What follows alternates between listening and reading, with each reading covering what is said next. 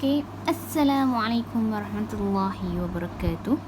Okey, saya ingin menjawab persoalan daripada seorang tuan yang bertanya. Okey, nampak ke tak ya? Saya harap nampak ya. Okey. Beliau merupakan seorang suami yang kehilangan isteri. Arwah wanita, arwah ini merupakan isteri beliau. Arwah wanita waris ialah suami, 3 orang saudara seibu sebapa lelaki dan 4 orang saudara seibu sebapa perempuan, iaitu adik-beradik lah.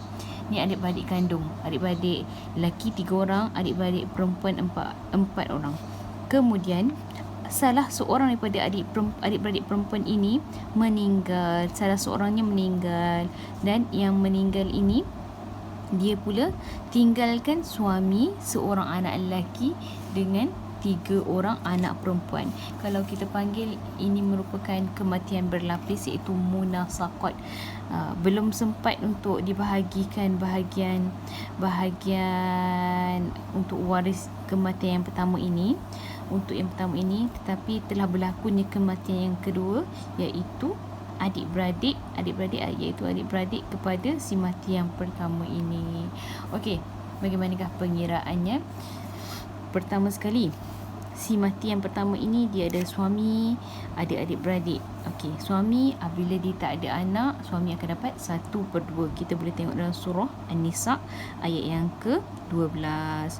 Untuk adik-beradik akan mendapat asabah, iaitu baki, iaitu sebanyak 1/2. Suami akan dapat 1/2, dan adik-beradik seramai 7 orang ini akan berbahagi asabah sebanyak 1/2 sesama mereka, iaitu untuk saudara seibu sebapa lelaki, untuk adik-beradik lelaki 2 bahagian. Tengok kat sini saya tulis 2 sebab bahagian untuk adik-beradik lelaki 2 bahagian, dan untuk adik-beradik perempuan, saudara seibu sebapa perempuan 1 bahagian. Kita boleh tengok dalam surah An-Nisa ayat yang ke-176. Okey, bagaimanakah penyelesaiannya?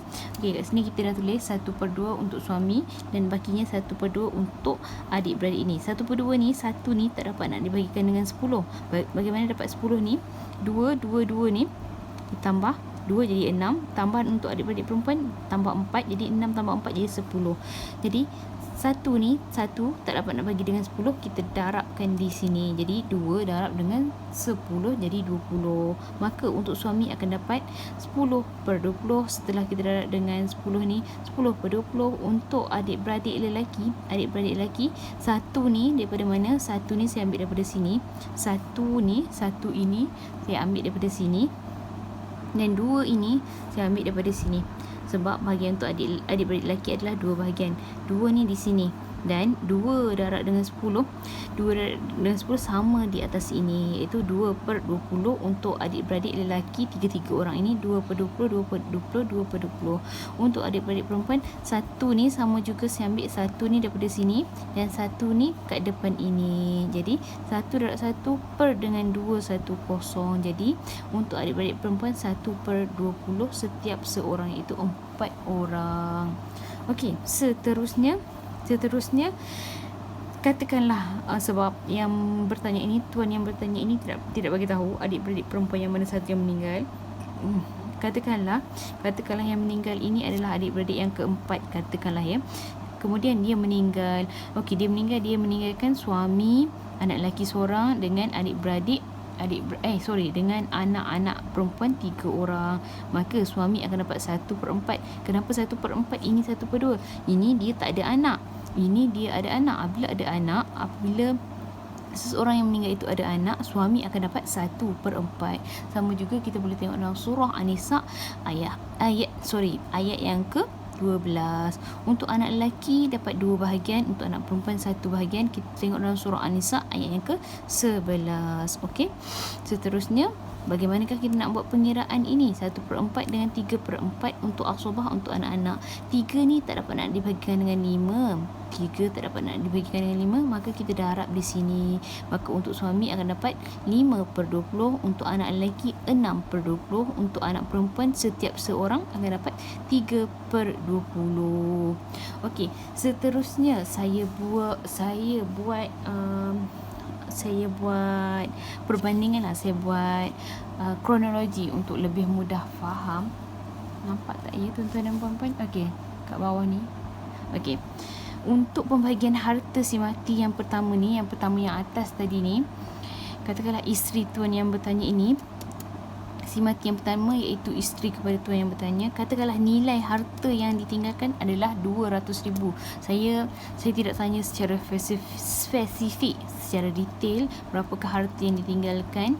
Ini adalah anggaran untuk saya bagi contoh untuk kita mudah faham.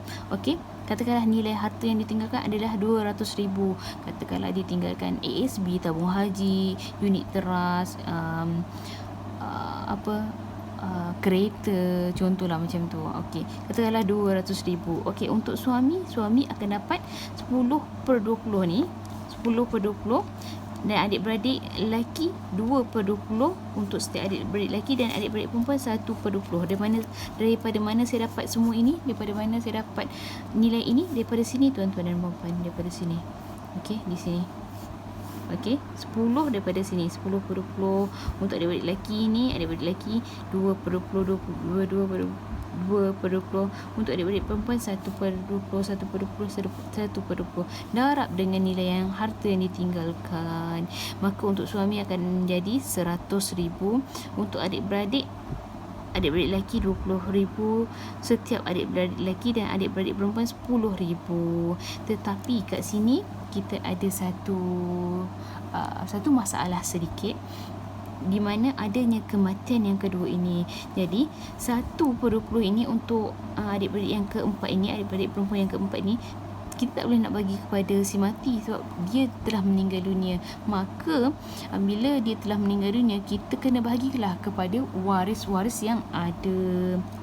Okey, kita tak boleh menafikan hak kepada adik-beradik yang telah meninggal ni, sebab yang meninggal yang pertama adalah wanita ini.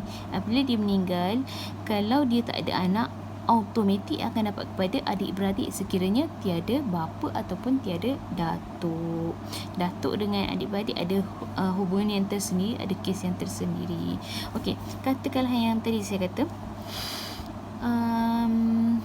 adik-beradik yang keempat ni telah meninggal dunia. Dia telah meninggal dunia, maka 1/20 ini akan dapat kepada waris-waris yang ditinggalkan. Okey, ini 10,000 dibahagikan kepada suami, anak lelaki, anak perempuan pertama, anak perempuan kedua, anak perempuan ketiga.